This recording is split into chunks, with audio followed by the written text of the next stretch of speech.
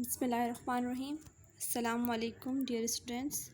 How are you? Hope you all are fine.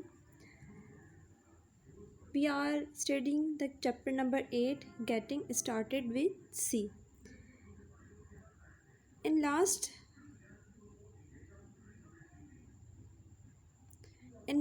lecture, we have learned about the different parts of C program. According to the last lecture, we have know that a C language program consists of two parts. The first part, that is include studio.h, that is known as preprocessor directive.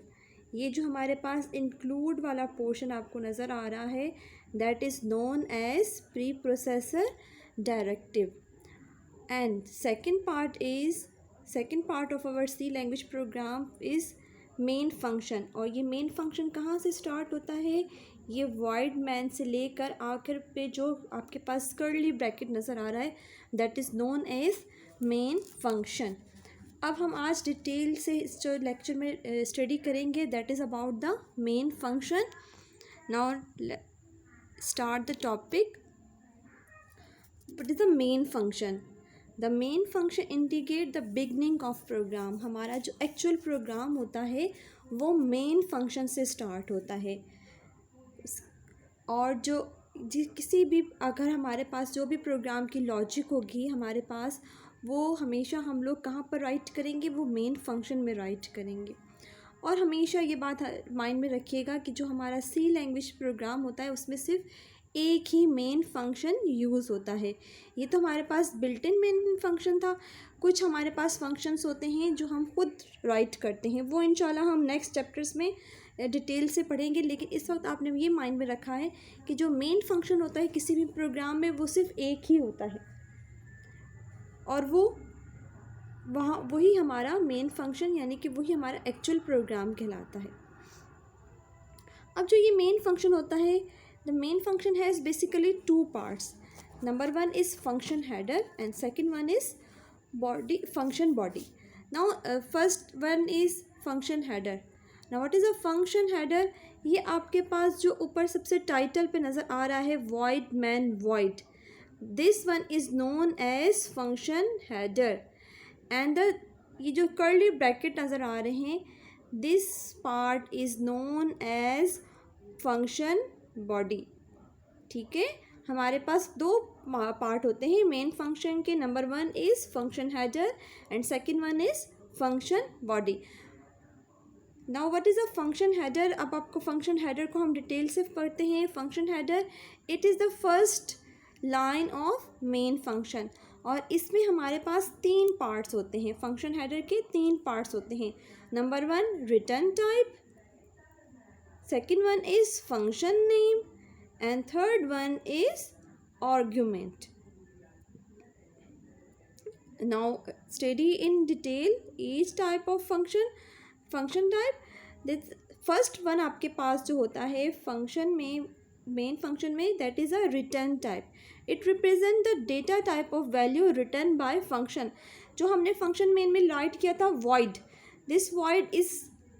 This void is called return type. ये हमारे पास क्या कहलाती है? Return type कहलाती है.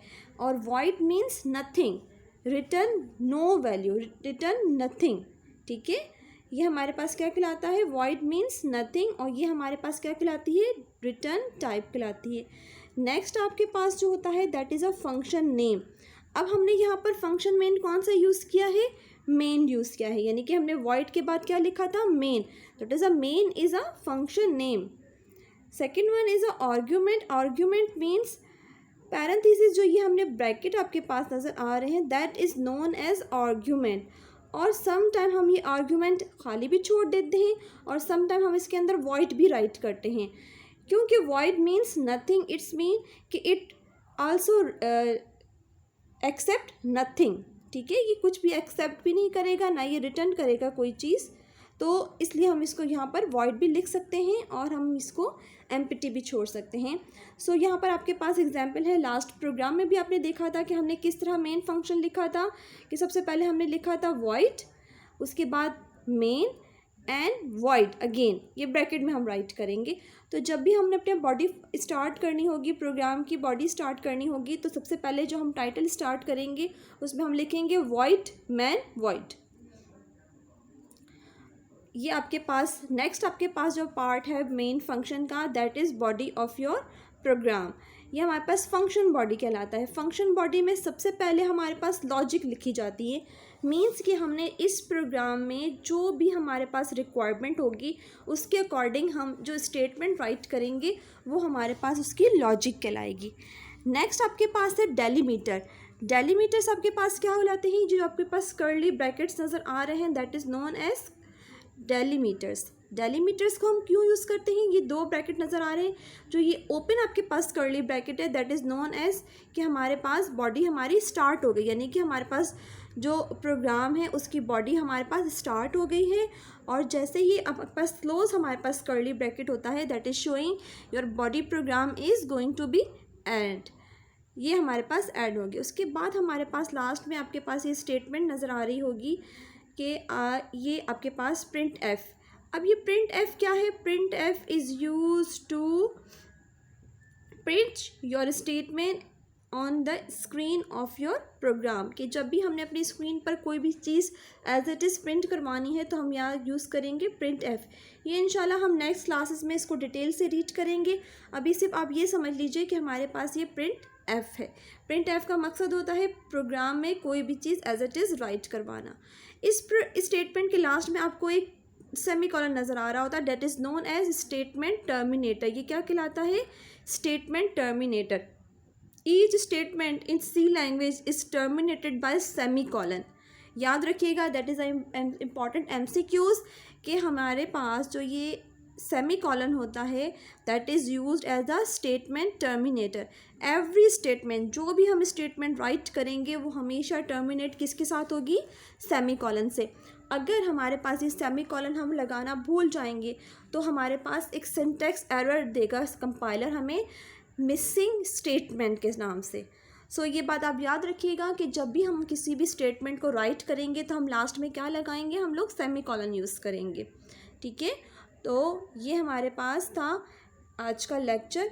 अब मैं आपको जो हमने फर्स्ट में राइट किया था हमने सी का प्रोग्राम में, उसको आपको थोड़ा सा डिटेल से आपको मैं समझा देती हूँ what was the that program, और उस प्रोग्राम का हमारे पास मकसद क्या था, ताकि आपको आइडिया हो जाएगा कि हमने उस प्रोग्राम को हम किस तरह से टाइप किया था। अब देखिए यहाँ पे आपको नज़र आ रहा होगा, ये जो हमने आपके सामने फ्रंट में सबसे पहले जो मैंने प्रोग्राम राइट किया था, इस प्रोग्राम में हमने क्या किया था, सबसे पहले आपके पास नज़र आ रहा है include studio.h। सबसे पहले हमने ये हेडर फाइल दे दी। अब studio.h ये कौन सी लाइब्रेरी फ़ाइल है जिसमें हमारे पास क्या मौजूद है, इनपुट और आउटपुट मौजूद है, आउटपुट स्टेटमेंट मौजूद है इस हेडर फाइल के अंदर। हमेशा हमने जब भी अपना प्रोग्राम राइट करना होगा हम सबसे पहले लिखेंगे #include studio.h। उसके बाद हम अपना मेन बॉडी फंक्शन स्टार्ट करेंगे। जो फंक्शन मेन होगा वो सबसे पहले हम क्या राइट करेंगे, वॉइड मैन वॉइड। अब हमारे पास जो ये हेडर फाइल आपके पास नज़र आ रही है studio.h, अगर हम नीचे अपनी स्टेटमेंट में कोई और भी कोई लाइब्रेरी फ़ाइल यूज़ कर रहे हैं, कोई स्टेटमेंट लाइब्रेरी स्टेटमेंट यूज़ करें तो हमने उसकी भी लाइब्रेरी फ़ाइल ऊपर मेंशन करनी होगी। लेकिन इस वक्त क्योंकि हम लोग सिर्फ प्रिंट एफ यानी कि हम लोग इनपुट आउटपुट स्टेटमेंट यूज़ कर रहे हैं, इसलिए हमने यहाँ पर सिर्फ कौन सी आपने यूज़ की है, हमने यहाँ पर हेडर फाइल जो यूज़ की है दैट इज़ studio.h। उसके बाद हमने हेडर फाइल लगा दी, हेडर लिख दिया हमने फंक्शन का, that is a void main void. ये एज इट इज़ हमेशा प्रोग्राम में एज इट इज़ आएगा। उसके बाद हम यूज़ करेंगे that is a curly bracket open कर दिया, और उसके बाद हमने प्रिंटेड स्टेटमेंट के साथ हमने लिख दिया my first C program and then semi colon.